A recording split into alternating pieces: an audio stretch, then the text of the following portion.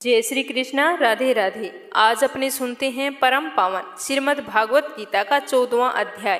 पिछली वीडियो में हमने सुने हैं 1 से लेकर 13 तक श्रीमद् गीता जी के अध्याय और उनका महात्म्य। पितृपक्ष के दिनों में पितरों की तृप्ति और मोक्ष के लिए इस कथा को अवश्य सुनना चाहिए। इस 14वें अध्याय में भगवान श्री कृष्ण अर्जुन से कहते हैं कि फिर भी ज्ञानों में श्रेष्ठ ज्ञान आज मैं तुमको बताता हूँ, जिसके जानने से सारे मुनिजन मोक्ष रूप परम सिद्धि को प्राप्त हुए हैं। इस ज्ञान की सहायता से मेरे स्वरूप को प्राप्त हुए लोग सृष्टि के समय जन्मते नहीं हैं और प्रलय काल में कष्ट नहीं पाते। हे भारत, पर ब्रह्मा मेरी योनि है, मैं उसमें गर्भ को रखता हूँ और उसमें भूतों की उत्पत्ति होती है। हे कुंती पुत्र, सब गर्भों में जो मूर्तियाँ उत्पन्न होती है उनका उत्पत्ति स्थान प्रकृति है और मैं बीज देने वाला पिता हूँ। महाबाहु प्रकृति से उत्पन्न सतव, रज और तम, ये तीनों गुण देह में रहने वाले निर्विकार आत्मा को बांध लेते हैं। हे अनग, इनमें तत्व निर्मल होने के कारण प्रकाशक और निरुपद्रव है, जो प्राणी को सुख और ज्ञान के साथ बांधता है। हे कुंती पुत्र, राग आत्माकार जो गुण से तृष्णा और आसक्ति उत्पन्न होती है, जो प्राणी को कर्म के साथ बांधती है। तमोगुण की उत्पत्ति अज्ञान से है, यह भ्रम आलस्य निंद्रा से प्राणी को बांधता है और मोह माया से फंसाता है। हे भारत, सतव सुख उत्पन्न करता है, रज कर्म पैदा करता है और तम सब ज्ञानों को ढककर परमार्थ पैदा करता है। हे भारत, सतव गुण रज और तम को दबाकर बढ़ता है, इसी प्रकार रज सतव और तम को और तम सतव तथा रज को दबाकर बढ़ना चाहता है। इस देह में इंद्रियों द्वारा जब ज्ञान का प्रकाश उत्पन्न हो, तब समझिए सतव गुण की विशेष वृद्धि हुई है। हे अर्जुन, गुण की वृद्धि में लोभ, कर्मों में प्रवृत्ति, कर्मों का आरंभ, अशांति और इच्छा उत्पन्न होती है। हे कुरुनंदन, तमोगुण की प्रबलता में अविवेक, अनुदम, प्रमाद और मोह ये सब होते हैं। जब देह को सतगुण के उदय में मृत्यु प्राप्त होती है, तो वह ज्ञानियों के प्रकाश में लोक को पाता है। रजोगुण के उदय में मरकर कर्मों में आसक्त मनुष्यों में जन्म लेता है और तमोगुण के उदय में मरा हुआ मूढ़ योनि में जन्म लेता है। सात्विक पुण्य कर्म का फल भी सात्विक कलंक रहित होता है। राजस कर्म का फल दुख और तामस कर्म का फल अज्ञान है। सतव से ज्ञान उत्पन्न होता है, रज से लोभ तथा तम से प्रमाद, मोह और अज्ञान की उत्पत्ति होती है। सात्विक पुरुष को उत्तम, राजस को मध्यम और अधम तामसी लोगों को नीच गति की प्राप्ति होती है। जो दृष्टि गुणों से अलग अर्थात निर्गुण साक्षी मात्र आत्मा को जान लेता है, वह मेरे स्वरूप को प्राप्त होता है। जो देह शरीर में उत्पन्न होने वाले सतव, रज, तम, इन तीनों गुणों को जीत लेता है, वह जन्म, बुढ़ापा और रोग से छूटकर मुक्ति पाता है। तो अर्जुन ने पूछा कि हे प्रभु, कैसे मालूम होगा कि अमुक मनुष्य ने तीनों गुणों को पार किया है? उसका क्या बर्ताव है? किन उपायों से वह तीनों गुणों को त्यागता है? तो अर्जुन की बात सुनकर श्री कृष्ण जी कहते हैं कि हे पांडव, प्रकाश, प्रवृत्ति और मोहन होने से जो दुखित ना हो और निवृत्ति होने में उनकी इच्छा ना करे, उदासीन मनुष्य के समान जिसको सब दुख समान है और गुणों के कर्म ही रहते हैं, यह जानकर जो निश्चित रहता है और कभी भी विचलित नहीं होता, जिसको सुख और दुख, मिट्टी, पत्थर और सोना प्रिय, अप्रिय, निंदा और स्तुति सब समान लगते हैं, जो धीर है, जिसने सभी बखेड़े छोड़ दिए हैं, उसे गुणातीत कहते हैं। जो अनन्य भक्ति से मुझे पूजता है, वह इन तीनों गुणों को जीतकर ब्रह्मा धाम को पाता है, क्योंकि ब्रह्मा का और विकार रहित मोक्ष का और सनातन धर्म का और अखंड सुख का भंडार मैं ही हूँ। तो इस तरह 14वां अध्याय समाप्त हुआ और अब हम इसका महात्म्य सुनते हैं। बोलो श्री हरि विष्णु की जय हो। श्री नारायण जी बोले कि हे लक्ष्मी, अब मैं तुझे 14वें अध्याय का महात्म्य सुनाता हूँ, ध्यान पूर्वक सुनना। उत्तर देश कश्मीर के सरस्वती क्षेत्र में एक विद्वान रहता था। वहाँ के राजा सूर्यवर्मा की मंगल द्वीप के राजा के साथ बहुत ही प्रीति थी। तो एक समय राजा ने संगल द्वीप से बड़े जवाहिर, मोती, घोड़े, बहुत सारे कीमती उपहार भेजे थे। तब कश्मीरी राजा ने मन में सोचा कि मैं क्या भेजूं? मेरे मित्र राजा ने मेरे लिए इतनी कीमती वस्तुएं जो भेजी है। तो एक दिन उसने अपने मंत्री को बुलाकर पूछा कि हमें ऐसा कौन सा उपहार भेजना चाहिए जिससे मेरा राजा मित्र प्रसन्न हो जाए। तो मंत्री ने कहा कि जो वस्तु ना हो वो वस्तु भेजनी चाहिए। तो राजा ने कहा कि वह तो राजा है, उसके पास सारी वस्तुएं हैं। तो इस तरह सोचते हुए राजा ने कहा कि वहां पर शिकारी कुत्ते नहीं हैं, सोचता हूँ वही बेच देता हूँ।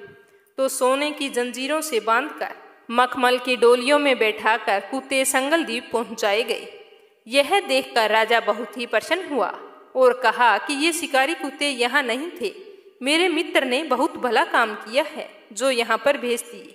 अब हम भी शिकार खेला करेंगे। इस तरह कई दिन गुजर गए। एक दिन राजा शिकार खेलने को गए और भी कई लोग शिकार खेलने के लिए साथ चले गए। संगल द्वीप के राजा ने दूसरे राजाओं के साथ शर्त बांधी कि जिसका कुत्ता शिकार मारे सो वो ले ले। तो सब राजाओं ने अपने अपने कुत्ते छोड़ दिए। तभी वहां पर एक खरगोश निकला। सारे कुत्ते उसके पीछे दौड़ पड़े। खरगोश दौड़ता हुआ दूर निकल गया, पीछे पीछे कुत्ते भागते रहे। संगल द्वीप के राजा का जो कुत्ता था उसने खरगोश को पकड़ लिया। तो लोगों ने शोर मचाया।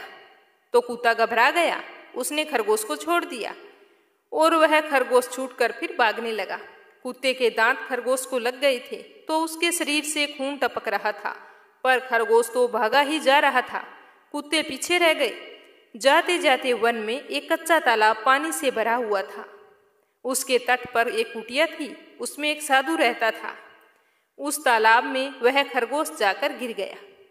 पीछे पीछे जाकर वह कुत्ती भी गिर गई। इतने में राजा भी घोड़े को दौड़ाकर वहां पर पहुंच गए। वहां जाकर देखा तो दोनों मरे पड़े थे और देवदेही पाकर बैकुंठ को जा रहे थे। राजा को देखकर वो कहने लगे कि हे राजन, आप धन्य हैं, आपके प्रताप से हमने देवदेही पाई है। तो राजा ने पूछा कि यह कैसे हुआ। तब उन दोनों ने कहा कि ये तो हम नहीं जानते, इस जल के छूने से हमें देवदेही मिली है। तो यह सुनकर राजा ने कहा, धन्य मेरे भाग जो तुम्हारा उद्धार हुआ। तो वे दोनों बैकुंठ को चले गए और राजा ने कुटिया पर जाकर साधु को नमस्कार करके पूछा कि संत जी, आपने एक आश्चर्य देखा? खरगोश और कुत्ती दोनों का इस जल के स्पर्श करने से उद्धार हो गया। यह जल कैसा है, आप हमें बताइए।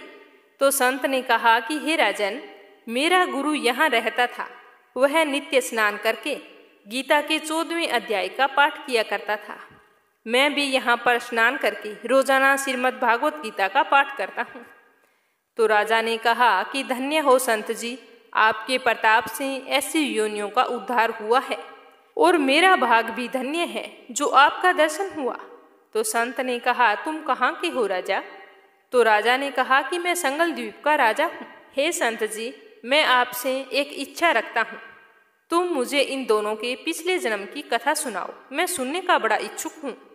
तो संत ने कहा कि हे राजन, ये जो खरगोश था पिछले जन्म में ब्राह्मण था, अपने जन्म में धर्मभ्रष्ट हो गया था, और जो ये कुतिया थी यह इसकी पत्नी थी। यह ब्राह्मण अपनी पत्नी को खूब तंग करता था, मारता पीटता था।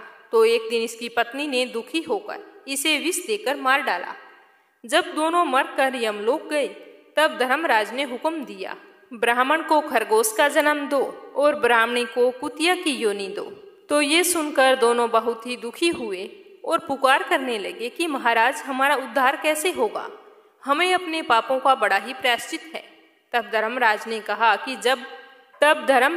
कहा कि जब श्री गीता जी के 14वें अध्याय का पाठ करने वाले संतों के स्थान का जल तुम्हें स्पर्श करेगा तब तुम्हारा उद्धार होगा। इन दोनों का उद्धार धर्मराज के वरदान से हुआ है।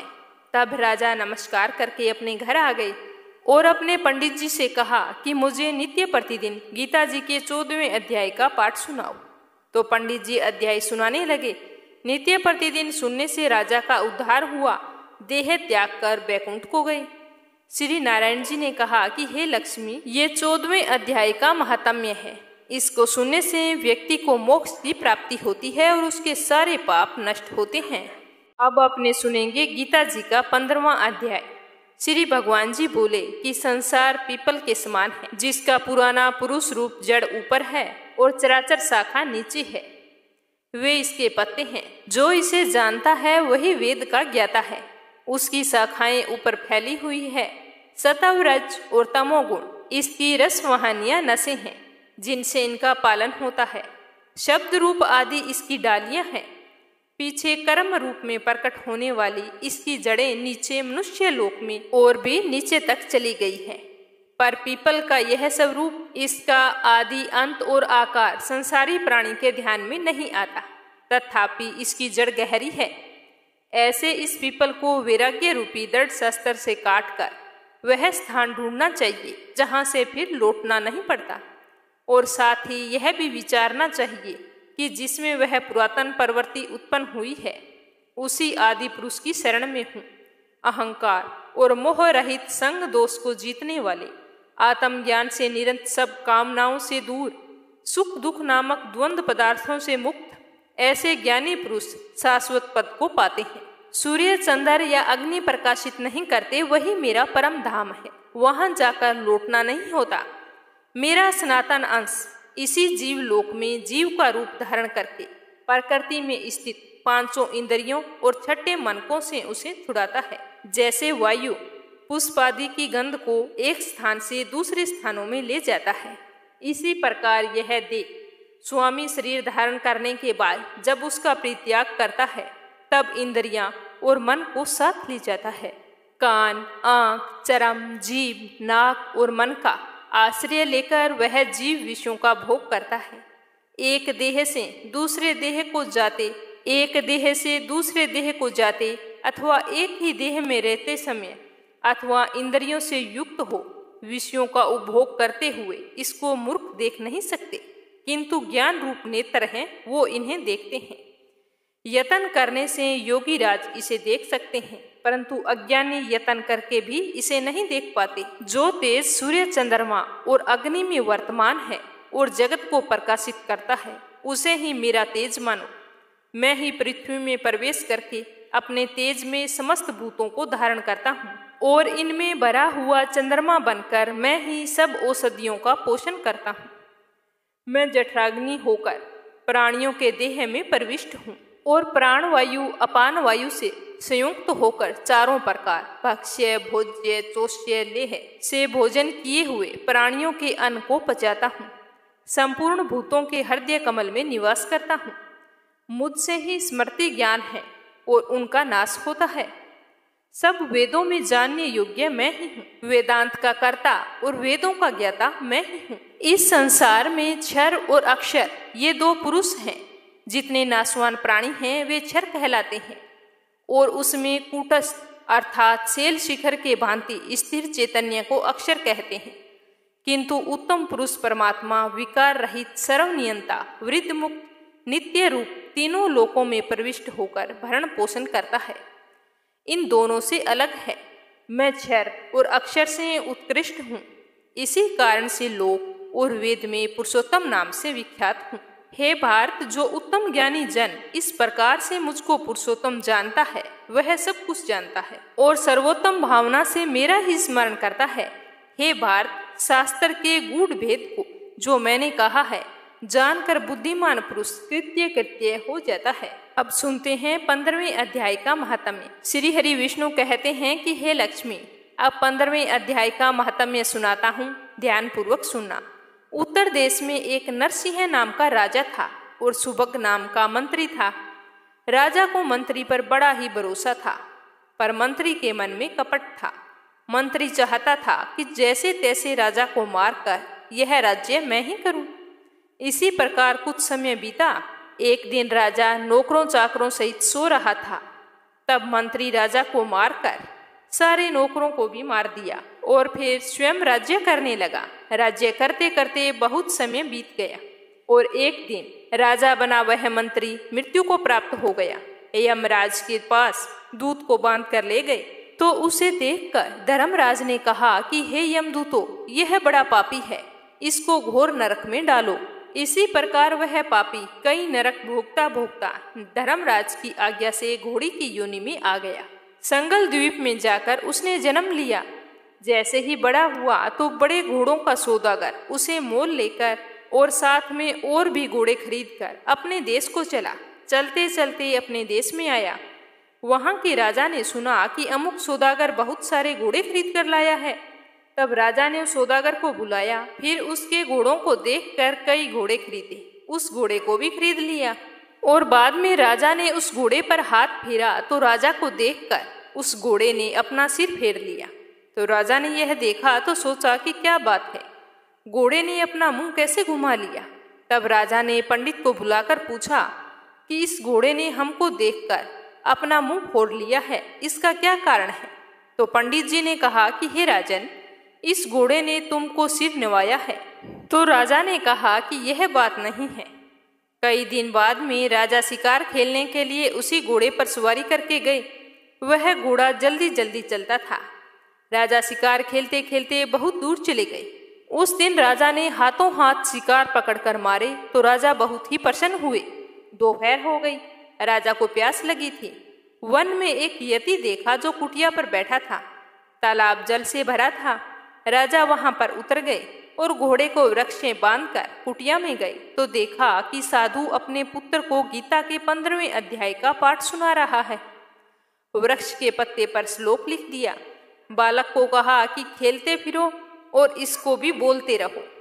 जिस वृक्ष से राजा ने घोड़ा बांधा था उसी वृक्ष के पत्ते पर गीता जी का श्लोक लिखा था। वह बालक पत्ता लेकर खेलने लगा और साथ में उस श्लोक को भी पढ़ने लगा। उस पत्ते को घोड़े ने देखा तो तत्काल ही उसकी देह छूट गई और देवदेही पाई। उसी समय स्वर्ग से विमान आए, उस पर बैठकर वह बैकुंठ को चला। इतने में राजा पानी पीकर बाहर आ गए। घोड़े को देखा तो वह तो मरा पड़ा था। तो यह देखकर राजा चिंतित होकर बोले कि मेरे घोड़े को किसने मारा, इसे क्या हो गया। इतने में वह बोला कि राजन, तेरे घोड़े का चैतन्य मैं हूँ, मैंने अब देवदेही पाई, बैकुंठ को जा रहा हूँ। तो राजा ने कहा कि तुमने ऐसा कौन सा पुण्य काम किया है। तो उसने कहा, हे राजन, यह बात ऋषिवर से पूछो। तो राजा ने जाकर ऋषिवर से पूछा। तो ऋषिवर ने कहा कि हे राजन, गीता का श्लोक लिखा हुआ पत्ता इसके आगे पड़ा है। घोड़े ने अक्षर देखे हैं, इसी कारण घोड़े की गति हो गई। तो राजा ने पूछा कि यह घोड़ा पिछले जन्म में कौन था। और घोड़े के सिर फेरने की बात भी राजा ने ऋषिवर को बताई। तो सारा वृतांत सुनकर ऋषिवर ने कहा कि हे राजन, पिछले जन्म में तू राजा था, यह घोड़ा तेरा मंत्री था, यह तुमको मारकर राज्य करता था। तू फिर राजा हुआ, यह मरकर धर्मराज के पास गया। धर्मराज ने धिक्कार कर कहा, इस पापी को खूब नरक भुगताओ। बड़े बड़े नरक भोगता हुआ फिर घोड़े के योनि में आया। संगलदीप से आकर तेरे पास आकर बिका। जब इसने सर हिलाया तब कहा था कि हे राजन, तू मुझे पहचानता नहीं, परंतु मैं तुझे पहचानता हूँ। यह कहकर ऋषि चुप हो गई। राजा ने विस्मित होकर दंडवत की और इतने में पीछे से सेना के और लोग भी आ गए। राजा सवार होकर अपने घर को आ गया। पुत्र को सारा राज्य संभलाकर वन को चला गया। वहां जाकर तप करने लगा। श्री गीता जी के 15वें अध्याय का पाठ करना शुरू कर दिया। नियमित रूप से 15वें अध्याय का पाठ करता, जिसके पुण्य से राजा भी परम गति का अधिकारी हुआ। तो इस तरह 15वां अध्याय और उसका महात्म्य समाप्त हुआ।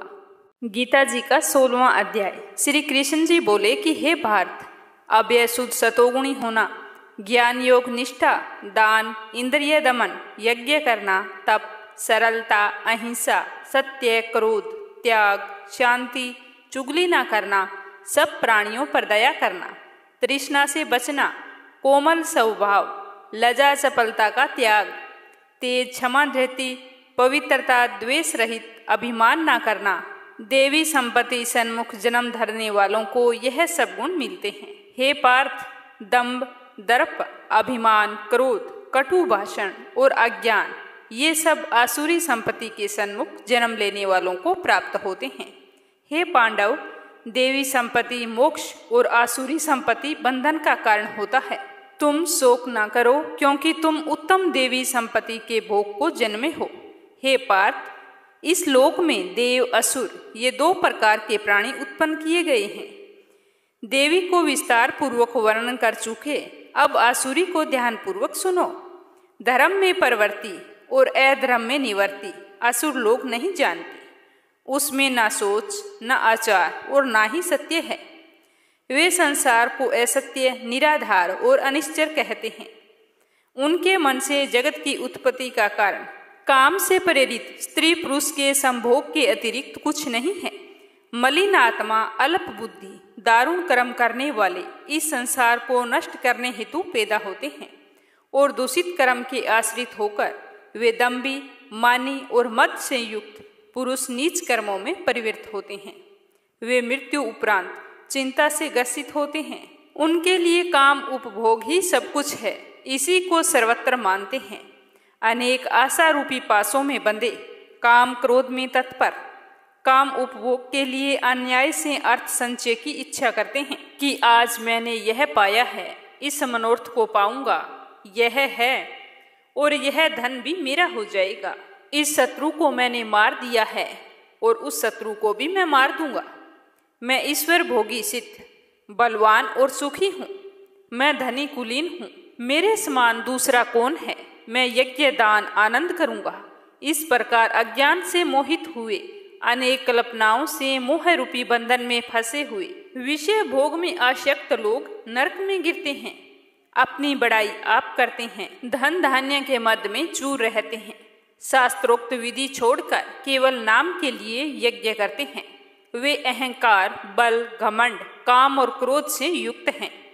अपनी तथा औरों की देह में स्थित मुझसे द्वेष रखते हैं तथा मेरी निंदा भी करते हैं।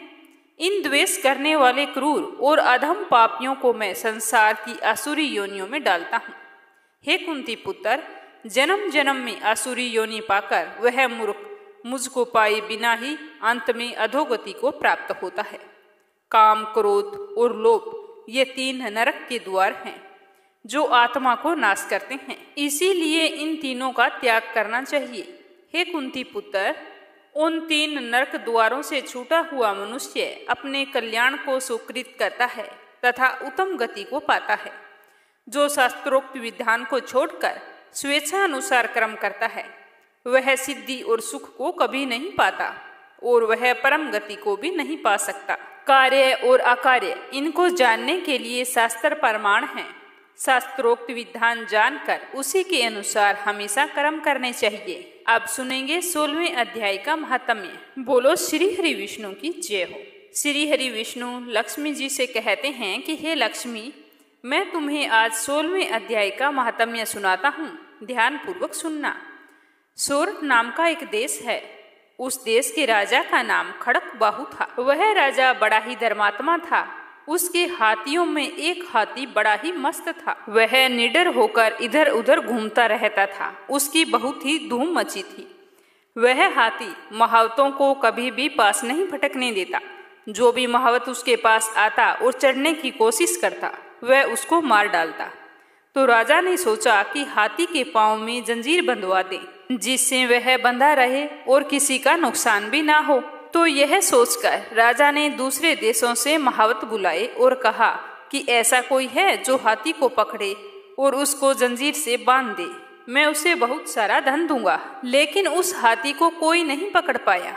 एक दिन वह हाथी नगर में चला गया। सामने से एक साधु आ रहा था। लोगों ने उस साधु से कहा, संत जी दूर हो जाओ, ये हाथी आपको मार डालेगा।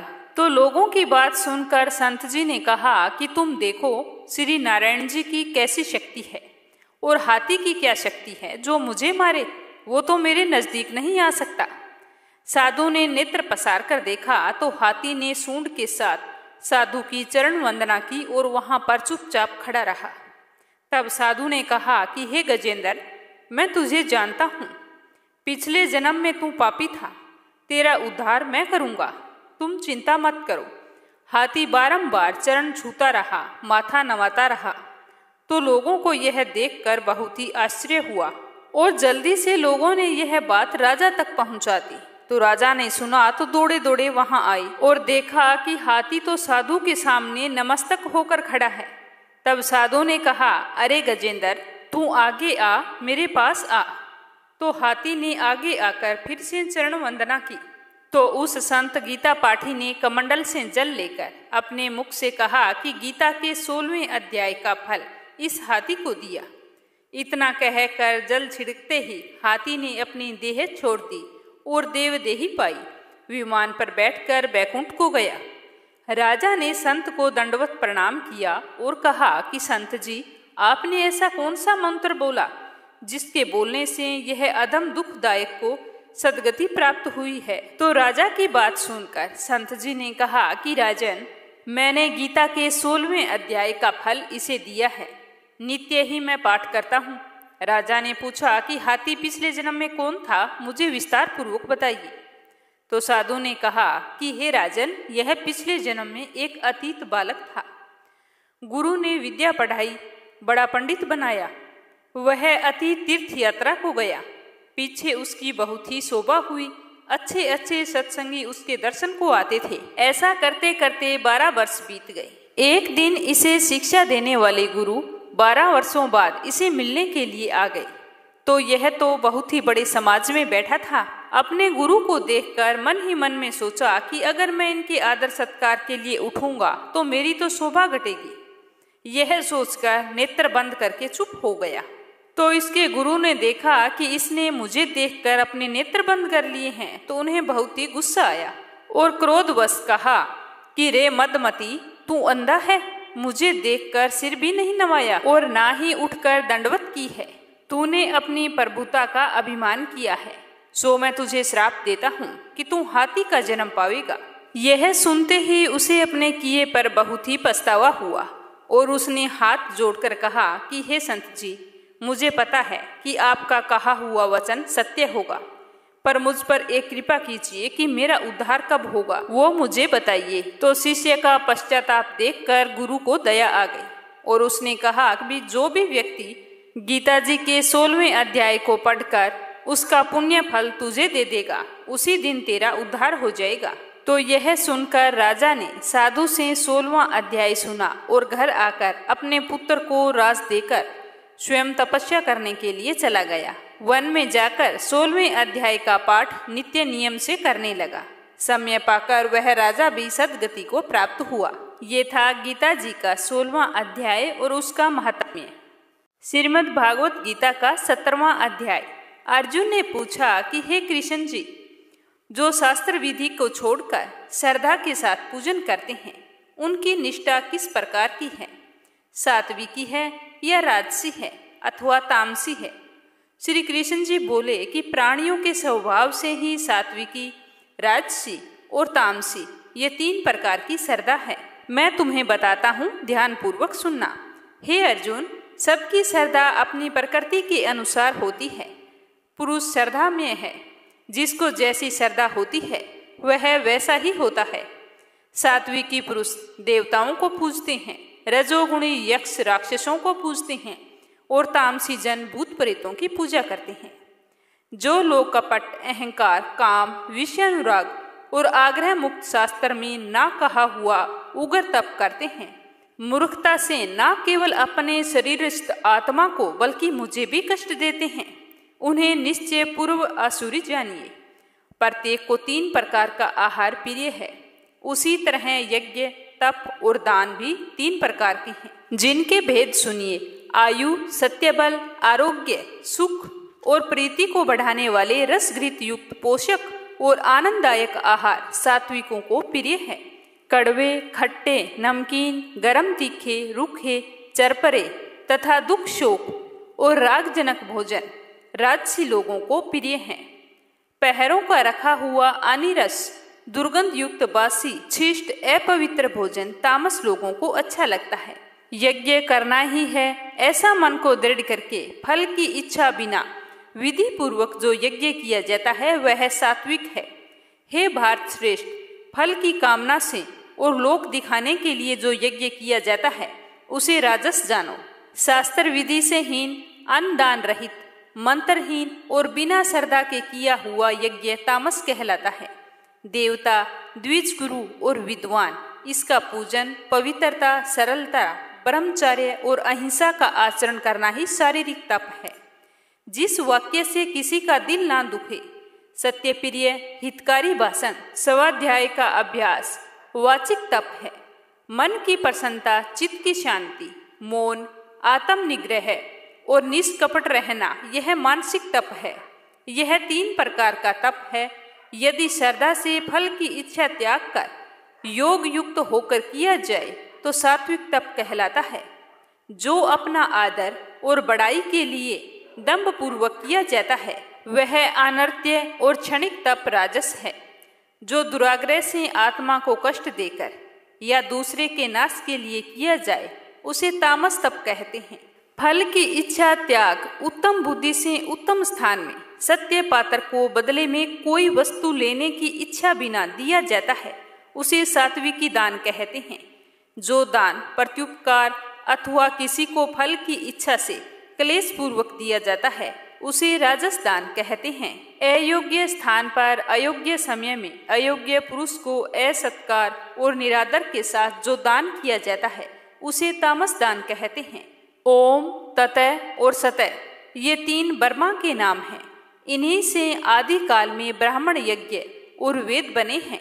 इसी से ज्ञानी पुरुष दान और तप आदि शास्त्रोक्त ओंकार उच्चारण के साथ करते हैं। मुमुक्षु जन फल की इच्छा न करके तत् शब्द का उच्चारण कर यज्ञ तप और दान करते हैं। हे अर्जुन, सत शब्द का उच्चारण सद्भाव और साधु भाव में किया जाता है तथा मंगल आदि विवाह आदि कर्म में भी सत शब्द का उच्चारण करते हैं। यज्ञ तप और दान में जो निष्ठा है उसे सत कहते हैं और ईश्वर प्राप्ति अर्थ जो कर्म है यह भी सत कहते हैं। हे पार्थ, श्रद्धा से रहित दान तप और अन्य कर्म जो किए जाते हैं वे असत कहलाते हैं। वो ना तो इस लोक में और ना परलोक में हितकारी है। इसी के साथ 17वें अध्याय का समापन हुआ। अब सुनते हैं इसका महात्म्य। बोलो श्री हरि विष्णु की जय हो। श्री हरि विष्णु कहते हैं कि हे लक्ष्मी जी, आज मैं तुम्हें 17वें अध्याय का महात्म्य सुनाता हूँ, ध्यान पूर्वक सुनना। मंडलिक देश के नाम में दुशासन नाम का एक राजा था और एक राजा किसी दूसरे देश का था। उन्होंने आपस में शर्त लगाई कि हाथी लड़ाएं, जिसका हाथी जीत जाएगा वो यह अमुक धन ले लेगा। तब दूसरे राजा का हाथी जीत गया, दुशासन का हाथी हार गया। कुछ दिनों बाद में वह हाथी मर गया तो राजा को बड़ी ही चिंता हुई। एक द्रव्य गया, दूसरा हाथी मर गया और तीसरी लोगों में हंसी हो गई। इन तीनों बातों की चिंता में एक दिन राजा भी मर गया। यमदूत पकड़कर उसे धर्मराज के पास ले गए तो धर्मराज ने राजा को देखकर हुक्म दिया कि यह राजा हाथी के मोह से मरा है, इसीलिए इसे हाथी की ही योनि दे दो। तो इस तरह राजा दुशासन ने संगल द्वीप में जाकर हाथी के रूप में जन्म लिया और वहाँ राजा के बहुत सारे हाथी थे, वो भी उसी में रहने लगा। उसे अपने पिछले जन्म की खबर थी। मन में बार बार यही पछतावा था कि मैं पिछले जन्म में राजा था, अब हाथी बन गया हूँ। बहुत दुख करता था, ना कुछ खाता ना कुछ पीता, हर समय उदास बैठा रहता, बस यही बात सोचता रहता। एक दिन वहाँ पर एक ब्राह्मण आया। उसने राजा को बहुत सारी ज्ञान की बातें और श्लोक सुनाई। राजा सुनकर बहुत ही खुश हुए और बोले कि हे ब्राह्मण, तुम कुछ मांगो। तो ब्राह्मण ने कहा कि हे राजन, मेरे पास सब कुछ है पर हाथी नहीं है। आप अगर मुझे देना ही चाहते हैं तो एक हाथी दान में दे दीजिए।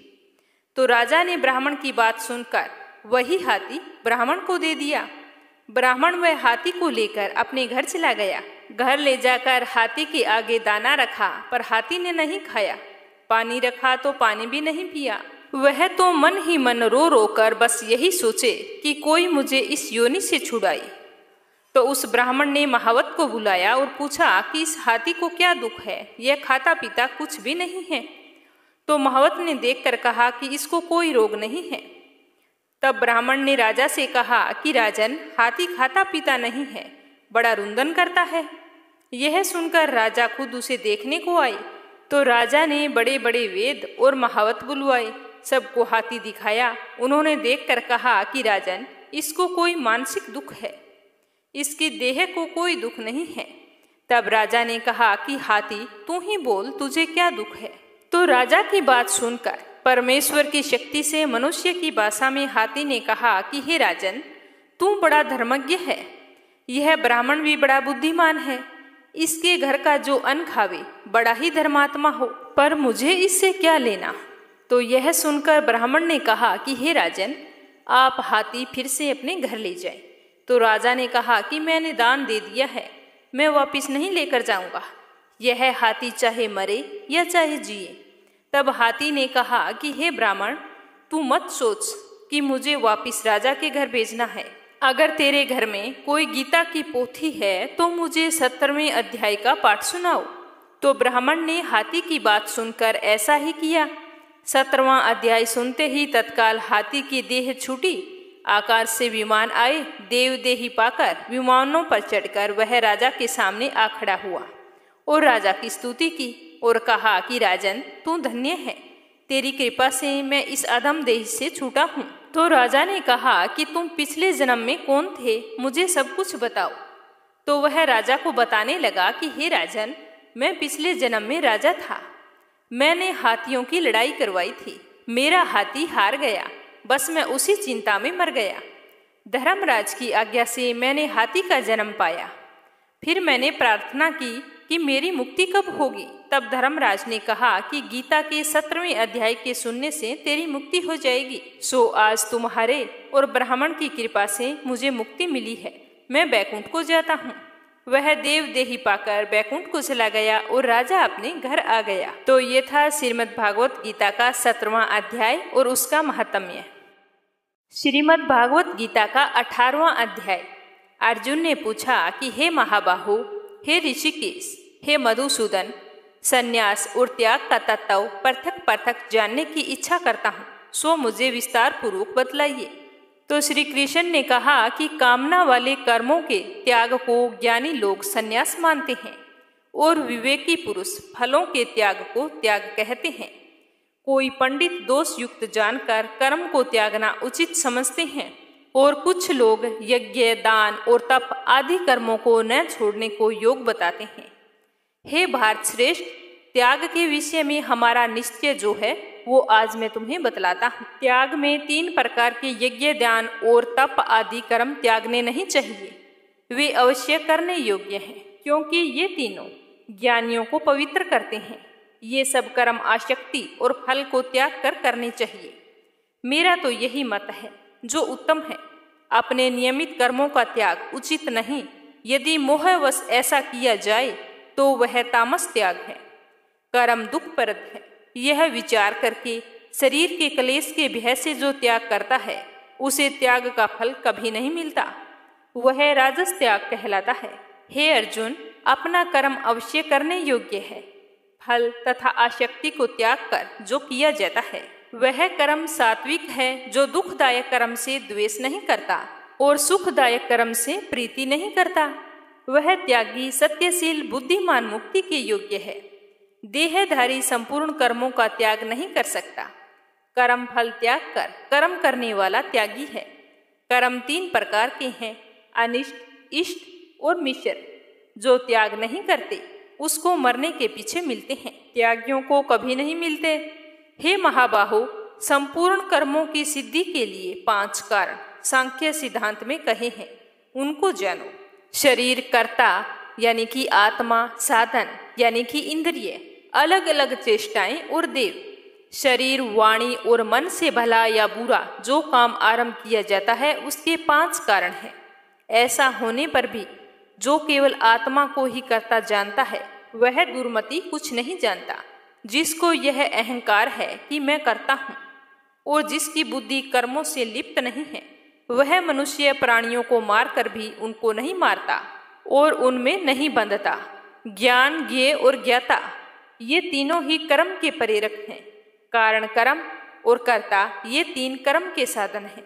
सांख्य शास्त्र में ज्ञान कर्म और कर्ता ये सत्वादी गुणों के भेद 3 प्रकार के हैं। इनको भी सुनो। जो सब भिन्न भिन्न प्राणियों में अविनाशी अविभक्त सत्ता को देखता है वह ज्ञान सात्विक कहलाता है। जिस ज्ञान से प्राणियों में नाना प्रकार की सत्ताएं दिखाई देती है उसको राजस ज्ञान जानो। ऐसा ज्ञान जिसमें बिना कारण और तत्वार्थ के जाने एक ही कार्य में लगा रहे अल्प और तामस है। फल की इच्छा ना करके जो नियम, कर्म, संग और राग द्वेष का त्याग किया जाता है वह सात्विक है। जो फल की इच्छा से, अहंकार से, बड़े यत्न से किया जाता है वह कर्म राजस है। जो कर्म परिणाम धन का खर्च, दूसरे की पीड़ा और अपना पुरुषार्थ न जानकर मोहवश किया जाता है, वह तामस कर्म कहलाता है। संग में रहित अहंकार, धैर्य और उत्साह युक्त, सिद्ध और असिद्ध में समान जो रहता है, वह सात्विक करता है। रोग युक्त, कर्म फल इच्छुक, लोभी, हिंसक, अपवित्र, हर्ष शोक से युक्त राजस कर्ता कहलाता है। चंचल चित्त वाला, नीच मूर्ख, दूसरों की बुराई करने वाला, आलसी, विवादी और दीर्घसूत्री राजस कर्म कहलाता है। हे धनंजय, गुणों की तरह बुद्धि और धैर्य के भी 3 भेद हैं। उनको भी मैं विस्तार से बताता हूँ, ध्यानपूर्वक सुनना। बुद्धि परवर्ती कर्तव्य, अकर्तव्य, भय तथा अभय और बंधन व मोक्ष को जो जानता है, वह सात्विकी है। हे पार्थ, जिसे धर्म और अधर्म, कर्तव्य और अकर्तव्य ठीक से निश्चय नहीं हो पाता, वह राजसी बुद्धि होती है। हे पार्थ, जिस अज्ञान से ढकी बुद्धि मनुष्य अधर्म को धर्म मानता है। हे पार्थ, एकाग्रचित होने से इधर उधर ना डिगने वाली, जिस धरती के समान मन, प्राण और इंद्रियों की क्रिया ठीक चलती है, वह सात्विक है। हे पार्थ, जो प्रसंग से फल की इच्छा वाला है, जो धर्म, काम तथा अर्थ को धरता है, उसकी धरती राजसी है। हे पार्थ, जिस धरती से मूर्ख जन निद्रा, भय, शोक, विषाद और मद को नहीं त्यागते, वही तामसी धरती है। हे पार्थ, 3 प्रकार के सुखों को सुनो, जिनके अभ्यास से चित्त रमता है, दुख का अंत हो जाता है, वही सुख सात्विकी है। जो आरंभ में विष के समान और अंत में अमृत के समान होता है, जो सुख आरंभ में अमृत तुल्य और अंत में विष के समान विषयों और इंद्रियों के संयोग से होता है, उसे राजस कहते हैं। जो सुख आदि और अंत दोनों में मनुष्य मोह को फंसाता है और जो नींद, आलस्य तथा प्रमाद से उत्पन्न होता है, वही तामस है। प्रकृति के इन 3 गुणों से अलग कोई वस्तु पृथ्वी, आकाश, पाताल, देवलोक में नहीं है। हे प्रथम, ब्राह्मण, क्षत्रिय, वैश्य और शूद्रों के कर्म स्वाभाविक गुणों में बंटे हुए हैं। सम, दम, पवित्रता, क्षमा, नम्रता, ज्ञान, अनुभव है। और परलोक में श्रद्धा, ये ब्राह्मणों के स्वाभाविक सिद्ध कर्म है। बहादुर, तेजस्विता, धैर्य, चतुराई, युद्ध में स्थिरता, उदारता और प्रभुता, ये क्षत्रियों के स्वाभाविक कर्म है। खेती, गौ रक्षा और व्यापार वैश्यों के स्वाभाविक कर्म है। 3 वर्णों की सेवा शूद्र के स्वाभाविक कर्म है। जो लोग अपने अपने गुणों और प्रवृत्तियों के अनुसार कर्म करते हैं, उनको सिद्धि प्राप्त होती है। वह भी मैं बताता हूँ, तुम सुनो। जिससे सब प्राणियों की प्रवृत्ति हुई और जिसने सब जगत का विस्तार किया, उस ईश्वर को अपने कर्मों के द्वारा आराधना करके मनुष्य सिद्धि को पाता है। दूसरे उत्तम धर्म से अपना ही धर्म श्रेष्ठ है। स्वाभाविक कर्म करने से पाप नहीं लगता। हे कुंती पुत्र, दोष मुक्त भी स्वाभाविक धर्म का त्याग ना करे, क्योंकि धर्म से अग्नि की तरह दोष से कर्म व्याप्त है। सर्वत्र आसक्ति को छोड़ने वाला, आत्मा के जीतने वाला, इच्छा रहित मनुष्य संन्यास के द्वारा सर्व कर्म निवर्ती रूप पर सिद्धि को प्राप्त करता है। हे अर्जुन, इस प्रकार का पुरुष सिद्धि को पाता है। यह फिर किस तरह ब्रह्मा को प्राप्त होता है, यह भी मुझसे सुनो। यही इस ज्ञान की परानिष्ठा है। शुद्ध बुद्धि से युक्त होकर, धरती द्वारा मन को वश में लाकर, शब्द आदि विषयों को छोड़कर, राग द्वेष से रहित होकर, एकांत में रहने वाला, मिताहारी वाणी और मन को जीतने वाला, नित्य ध्यान युक्त और वैराग्यवान, अहंकार, बल, घमंड, काम, क्रोध तथा परिग्रह छोड़कर ममताहीन और शांत मनुष्य ब्रह्म भाव के योग्य होता है। ब्रह्मा को प्राप्त हुआ पुरुष प्रसन्नचित होकर शोक व अभिलाषा को नहीं करता और जीव मात्र में समदर्शी होकर मुझ में परम भक्ति पाता है। इस प्रकार ज्ञानी, मुझ में निवास करने वाला, सदैव सब कर्मों को भी करता हुआ मेरे अनुग्रह से अविनाशी सनातन मोक्ष पद को प्राप्त होता है। इस भक्ति के द्वारा ज्ञानी पुरुष वास्तव में जैसे मैं हूँ वैसा ही ठीक जानता है। तदंतर तत्व से मुझको जानकर फिर मुझ में ही प्रवेश करता है। सावधानी से अपना मन मुझ में स्थिर कर और सत्कर्मों को मुझ में ही अर्पण कर, बुद्धि योग के आश्रय से निरंतर अपने चित्त को मुझ में लगा दे। मुझ में चित्त लगाकर मेरी कृपा से सब दुर्गम कष्टों से तर जाओगे। यदि अहंकार से मेरी बात सुनोगे तो नष्ट हो जाओगे। यदि अहंकार का आश्रय लेकर युद्ध नहीं करूंगा ऐसा मानते हो तो तुम्हारा यह निश्चय झूठा है, क्योंकि स्वभाव तुम्हें युद्ध में लगाएगा। हे कुंती पुत्र, जिस कर्म को अब तू मोह से नहीं करना चाहता वही अपने स्वाभाविक कर्मों से बंधा हुआ होकर विवश होकर करेगा। हे अर्जुन, प्राणियों के हृदय शक्ति ईश्वर उनको माया से उस प्रकार भ्रम रहा है मानो सब यंत्र पर चढ़े हैं। हे भारत, सब भावों से उसी की कृपा से परम शांति और मुक्ति को पाओगे। यह गूढ़ से गूढ़ ज्ञान मैंने तुम्हें कहा है, इसे भली भांति विचार करके जैसा चाहते हो वैसा करो। और इससे भी गूढ़ वचन मैं तुमसे कहता हूँ सो सुन, क्योंकि तू मेरा परम मित्र है, इसीलिए तेरे हित की बात कहूँगा। मेरे में मन लगाओ, मेरे भक्त हो, मेरा यज्ञ करो, मुझे ही नमस्कार करो, इस प्रकार मुझे पाओगे। यह मैं सत्य प्रतिज्ञा करता हूँ, क्योंकि तुम मेरे मित्र हो। सब धर्मों को छोड़कर केवल मेरी शरण में आओ, मैं तुम्हें सब पापों से छुड़ा दूंगा। सोच न करो, यह मेरा रहस्य ऐसे पुरुष से है जो मेरा तप ना करता हो, मेरा भक्त ना हो, सेवक ना हो और मेरा निंदक हो। कभी नहीं कहना चाहिए। जो इस परम गुप्त ज्ञान को मेरे भक्तों में प्रकट करेगा वह मेरी परम भक्ति को पाकर अंत में निश्चय ही मुझ में लीन हो जाएगा। उससे अधिक मेरे लिए प्यारा काम करने वाला मनुष्यों में दूसरा कोई नहीं, और उससे बढ़कर मुझे कोई भी प्रिय नहीं होगा। हमारे इस धर्म संवाद को जो कोई पढ़ेगा मैं समझूंगा कि उसने ज्ञान यज्ञ से मेरी पूजा की है। जो श्रद्धावान पुरुष दोष ढूंढे बिना इसको सुनेगा वह भी मुक्त होकर पुण्य आत्माओं को मिलने वाले सारे शुभ लोकों को प्राप्त होगा। हे पार्थ, तुमने एकाग्र चित्त से मेरे कहे हुए उपदेश को सुना या नहीं सुना? धनंजय, तुम्हारा अज्ञान से उत्पन्न हुआ मोह नष्ट हुआ या नहीं हुआ? तो यह सुनकर अर्जुन ने कहा कि हे भगवान, आपकी कृपा से मेरा मोह नष्ट हो गया और स्मृति प्राप्त हुई है। निसंदेह आपकी आज्ञा में स्थित हूँ और जैसा आपने कहा है वैसा ही करूँगा। संजय कहते हैं कि हे धृतराष्ट्र, मैंने महात्मा वासुदेव और अर्जुन का यह रोमांचित करने वाला अद्भुत संवाद सुना। व्यास जी की कृपा से साक्षात योगेश्वर श्री कृष्ण जी के मुख से इस परम पावन संवाद को मैंने सुना है।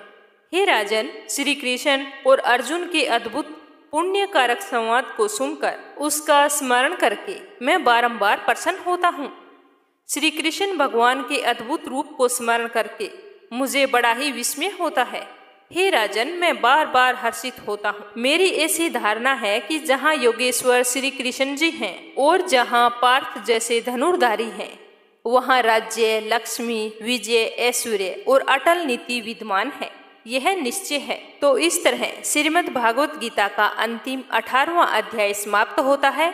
अब अपने सुनते हैं 18वें अध्याय का महात्म्य। बोलो श्री हरि विष्णु की जय हो। श्री हरि विष्णु लक्ष्मी जी से कहते हैं कि हे लक्ष्मी, अब मैं तुम्हें 18वें अध्याय का महात्म्य सुनाता हूँ, सो सुनना। जैसे सब नदियों में गंगा जी, गौओं में कपिला और कामधेनु और ऋषियों में नारद श्रेष्ठ हैं, उसी तरह सब अध्यायों में गीता जी का 18वां अध्याय सबसे श्रेष्ठ है। एक समय सुमेरु पर्वत पर देवलोक में इंद्र अपनी सभा लगाए हुए बैठा था। उर्वशी वहां पर नृत्य कर रही थी, बड़ी प्रसन्नता से बैठे हुए देख रहे थे। इतने में एक चतुर्भुज रूप को पार्षद ले आए। इंद्र से सब देवताओं के सामने कहा, तू उठ और इसको बैठने दे। यह सुनकर इंद्र सहन नहीं कर सका और तेजस्वी को बैठा दिया। इंद्र ने अपने गुरु बृहस्पति जी से पूछा कि गुरुजी, तुम त्रिकालदर्शी हो, देखो इसने कौन सा पुण्य किया है जिससे यह इंद्रासन का अधिकारी हुआ है। जहाँ तक मैं जानता हूँ इसने तीर्थ, व्रत, यज्ञ, दान कुछ भी नहीं किया। विश्वेश्वर या ठाकुर जी का मंदिर नहीं बनवाया, तालाब भी नहीं बनवाए। तो इंद्र की बात सुनकर गुरु बृहस्पति जी ने कहा कि इसके मन में भोगों की वासना थी, परंतु यह गीता के 18वें अध्याय का नित्य पाठ करता था।